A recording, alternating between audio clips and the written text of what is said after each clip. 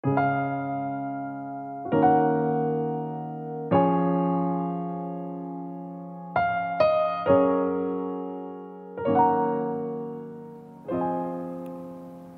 Seekers, yuk kita menyanyi dan memuji Tuhan.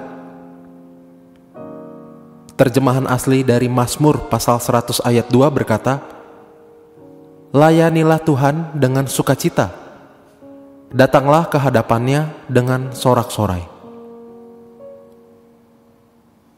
Seekers, menurutmu apa sajakah yang termasuk di dalam pelayanan itu? Apakah memberitakan firman atau berkhotbah termasuk pelayanan? Betul. Apakah memberitakan Injil adalah pelayanan?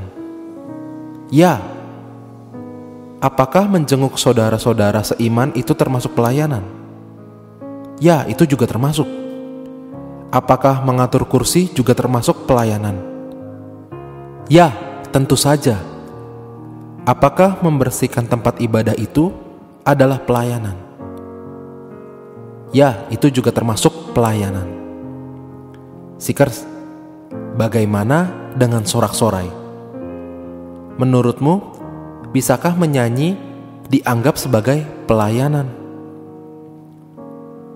Ayat di atas mengatakan, "Layanilah Tuhan dengan sukacita, datanglah ke hadapannya dengan sorak-sorai." Ini berarti kita bisa melayani Tuhan dengan sorak-sorai.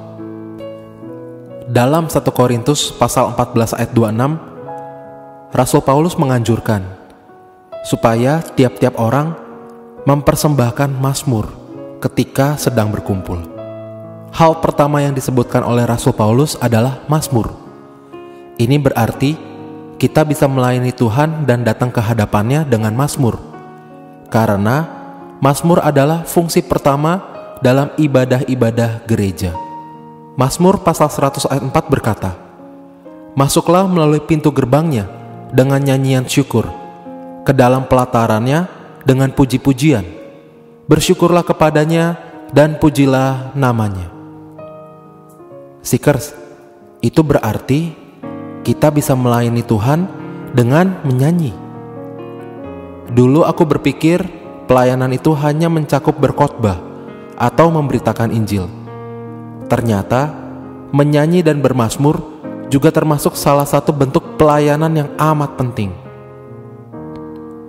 Dalam Alkitab, puji-pujian sangat diperhatikan, terutama dalam kitab Mazmur. Puji-pujian memenuhi seluruh kitab tersebut. Dari Alkitab, kamu bisa melihat peranan nyanyian rohani dalam kehidupan umat Tuhan. Tuhan menyuruh Musa untuk menasihati dan mengingatkan bangsa Israel dengan mengajarkan sebuah lagu yang dibuat oleh Tuhan sendiri. Raja Daud memerintahkan orang-orang Lewi menyanyikan syukur dan puji-pujian di hadapan tabut Allah dengan memainkan gambus dan kecapi. Dan selama pemerintahan Raja Daud, ada lebih dari 4.000 penyanyi yang memuji Tuhan dengan berbagai alat musik. Ketika Raja Israel dan Raja Yehuda dan Raja Edom menghadapi masalah, mereka bertanya kepada Elisa, karena ia seorang nabi Tuhan.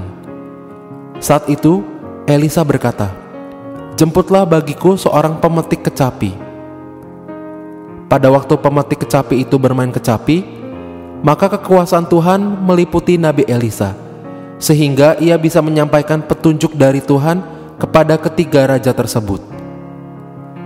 Kitab Efesus pasal 5 ayat 18-19 mengatakan, "Dan janganlah kamu mabuk oleh anggur, karena anggur menimbulkan hawa nafsu. Tetapi hendaklah kamu penuh dengan roh, dan berkata-katalah seseorang kepada yang lain dalam mazmur, kidung pujian, dan nyanyian rohani. Bernyanyi dan bersoraklah bagi Tuhan dengan segenap hati." Itu berarti tanda dari seseorang yang dipenuhi oleh roh adalah bermazmur, berkidung, memuji, menyanyi, dan bersorak. Bahkan sampai kekekalan, nyanyian rohani itu masih akan terus berlangsung. Seekers, kita perlu mengubah pandangan kita mengenai menyanyi. Menyanyi bukanlah hal yang sepele, yang boleh dikerjakan dan boleh tidak dikerjakan. Menyanyi adalah sebuah pelayanan kepada Tuhan, bahkan pelayanan yang sangat penting di mata Tuhan. Seekers, yuk kita menyanyi setiap hari, menyanyi dimanapun, dan menyanyi dengan segenap hati. Mari kita berdoa. Tuhan Yesus, terima kasih aku boleh melayanimu dengan menyanyi. Amin.